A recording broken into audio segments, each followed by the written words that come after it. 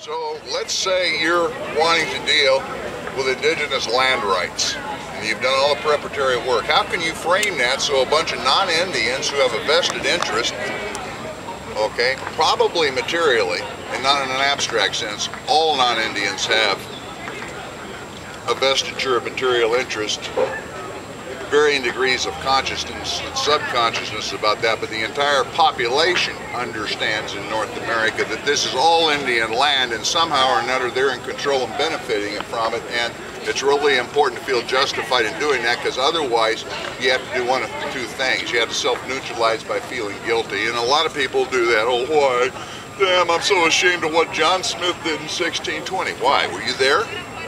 Well, then you got nothing to feel guilty about. You may have something to feel responsible about, but that's a different thing. But they never taught you the difference. They taught you when something comes up like this, clear back to the days of King Arthur or the ancient Greeks, you're supposed to feel guilty about it if it's not triumphalist, exemplary sort of interpretation of what came out of the Mediterranean basins some time back.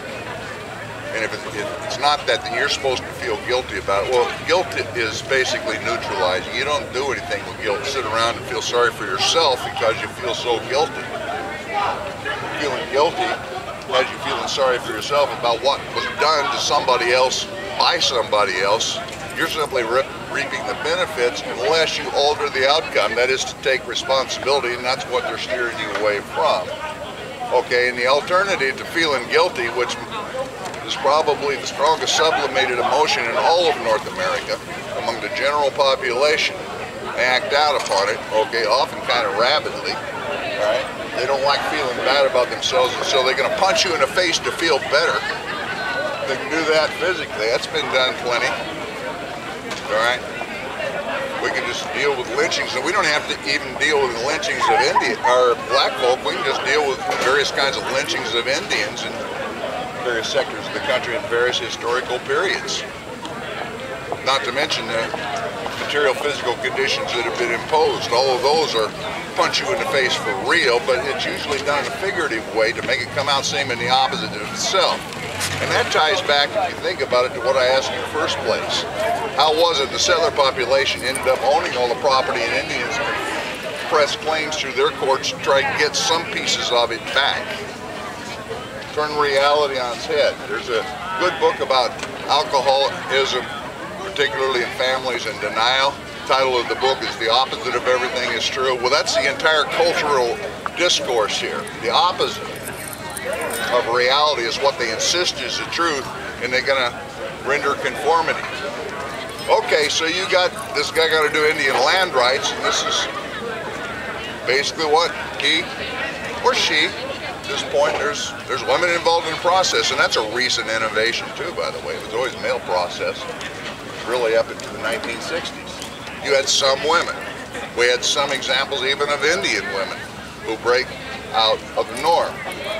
Okay, they are the exceptions. Exceptions prove rules. A rule is it's a male-only enterprise, and that goes with something far broader that's being inculcated and basically pounded into, indoctrinated. You've been indoctrinated with the natural. The project at that point is to make everything as you encounter it. Social relations, the relations, ecologically speaking, all of that was bound up in the social reality. Seemed natural, right, and inevitable.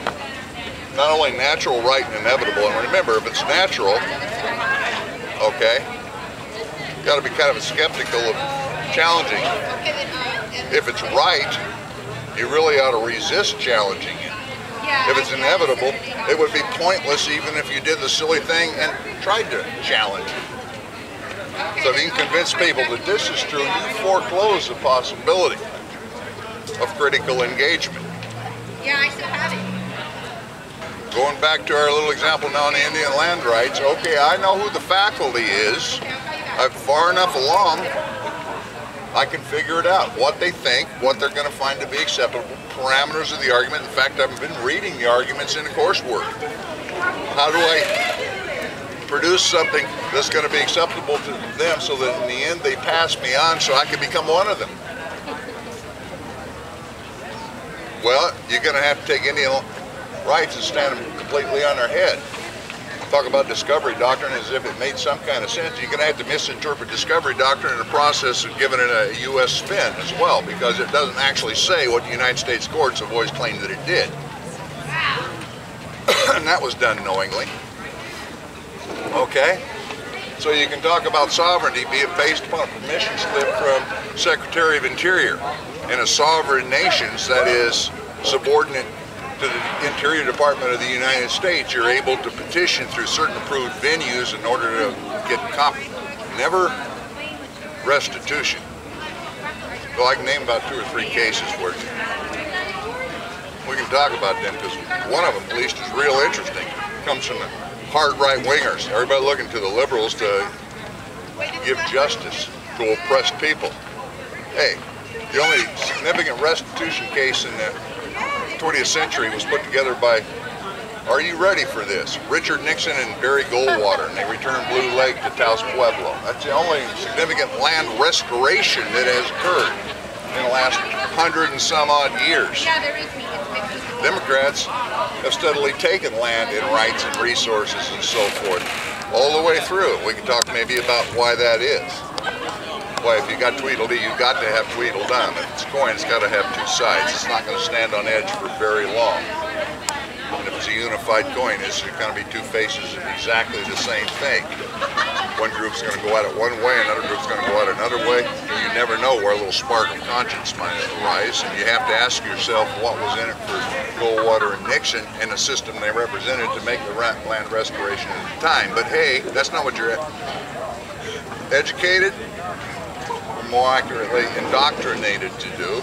Okay, what you're to do is to extol the virtue of it in a vacuum. Hey, they did it.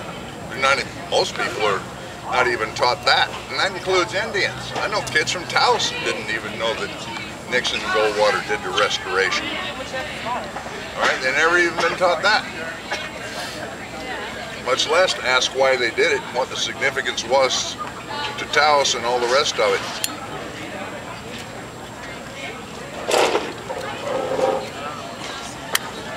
All right. So you figure out what an approach might be in order to compromise the compromise. I mean, okay, you figure out your strategy, then you got to go around and like coax a bunch of people with whom you probably fundamentally disagree if you got an issue like this on the table.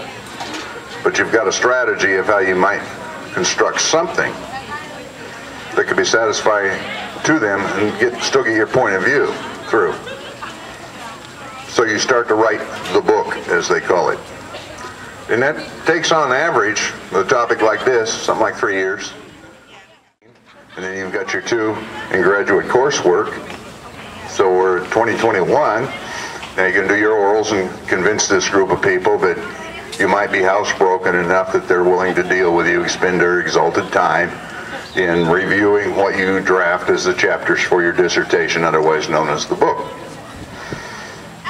All right, and along the way, everything that you had in mind to sort of subvert the paradigm that it's natural, right, and good that Indians be subjugated and whites be ascending, because after all, the penultimate achievements of mankind are exclusively European-derived. We could go off into that as well, but that's a general premise.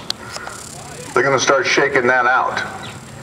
And one way they're going to do it is they're going to squeeze out every bit of original thought, whether it's original or not. They're going to call it original thought if it's not encountered in, quote, the literature. And the literature was all written by guys, sometimes gals, mostly guys who agree with them. That forms their canon. Everything that's contra the canon, they're going to tell you, you need to document. You need citations. It needs to be in your review of literature. But of course, you're the first one putting it down on paper, so that can't be. After all, you're being educated.